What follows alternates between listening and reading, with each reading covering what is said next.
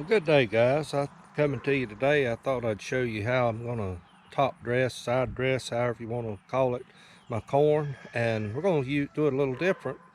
I'm going to use my Mary tiller. I'll show you how I do that. And I think I told y'all wrong last week. I think I said 36% nitrogen.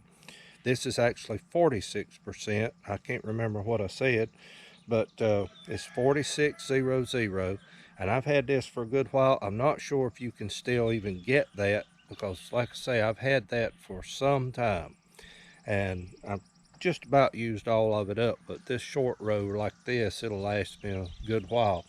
But this is the third fertilizing that I've did on this Silver Queen corn. The first time I just used triple 10 and plowed it in, and last week I put the nitrogen on it and then plowed that in. So I'm going to hit it again today. We're supposed to be getting some rain this afternoon and maybe even tomorrow as well. We'll say something about top dressing corn. You want to be sure you can do it when you feel pretty confident that you're going to get some rain. If you don't and you put it out, you better be getting some water on it, because it will burn it up. So we're going to try to attempt that today, and I'm going to try it with this tiller, and we'll see how that goes. I'm going to try to mount the camera on the tiller, and so you can get a little view there of what's going on as well. So let me get geared up here. Let me show you real quick before we do that. Guys, this is the plow that I'm using. This is actually for a 5-horse engine. It's a middle buster or layoff plow, whichever you want to use it for. But if I don't just overdo it, this one will pull it. I've got a 3.5 horse on this one, and I've got the plow for this one, and I use it just laying off rows. But I like to use this one for what I'm doing with it right now, which is kind of trying to lay my corn by. And while I'm thinking about that, I've already went over this ground with just the depth stake on the tiller, and kind of plowed the middles out and got the grass out. It wasn't really bad. And overall, guys, this garden is the most robust garden that I've had in a long time. And you can see there the beans are blooming. We've got bees out here pollinating on them. And so I'm real encouraged by that. That's picture perfect right there, guys, in my book. And the squash is going to town, and I don't know how much more. I don't know if I'll be able to plow this garden anymore after today. Maybe the okra can get plowed again, I don't know, but for the rest of it, within another week, it'll be so bushed out till you'll tear up more, do more damage trying to plow it than you will. I will say this: I've lost one tomato plant right there. I had a Brandywine, which is an heirloom, and for whatever reason it just withered up and died, and that was right after the rain. And I've heard of other folks having the same trouble as far south as Mississippi, so I don't know what's causing that. And I have harvested one of my tomatoes down there that I'm not sure what they are. It's not a very big tomato, but all the less we've got one off. It started turning, so I went ahead and pulled it. And but these others right here, the Mountain Pride, they are just getting cranked up, and I'll probably go in and prune a few leaves off of those this coming week as I get time. And I know I've got some more down there on those others that I've got to cut, and I've got to get these staked up somehow or another. The thing about a Brandywine, the leaves on those guys will look just like a tobacco leaf. I mean, they are so huge when they really start growing. And so I'm just tickled with my garden overall. I see another little pepper right over there, and I've got a little squash that's coming on as well. So we're going to get started with this, and I'll show you how I do mine.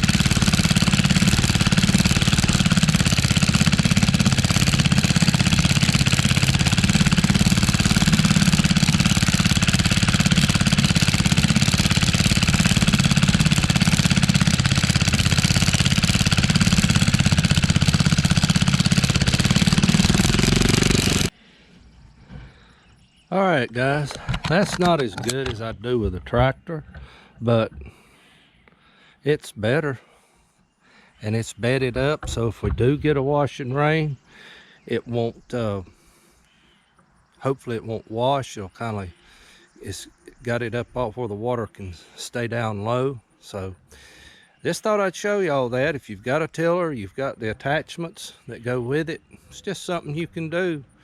You can actually make a bed with it, raised bed like that, to help control your erosion, control the water. But when I lay it by, I like to put some dirt to it, and so that's what we've done. So as you can see there, it can be done with a tiller. So I'm going to finish up here and get this put up, and let me just do a little quick glance through so you can see our garden right quick. Get a good eye on things. And that okra is still down on that end, is still lagging behind this up here for whatever reason. But it tells me I've got to do a little bit of amending down on that end next year. So this coming winter, I probably will be doing something. I don't know what, but definitely something will be added down there. Maybe some lime or something, I'm not sure. But anyway, guys, this is June the 26th, 2021. So going over our garden and just plumb tickled with it. So show you the greasy beans while I'm right up here. This is what they're looking like. I've got to get in there and get a little grass out of them started in there. But I'd like to have at least a little mess to eat, if nothing else, to try those. And we've never had them before, so looking forward to trying those. I love green beans anyway. So anyway, guys, I'm gonna get off of here today and finish up, get all this put up, and we're gonna call it a day on this anyway. Not a complete day, got a lot more to do, but finish this up and try to get into something else. So guys, y'all have a great day. Thank you from Little NC Farmer.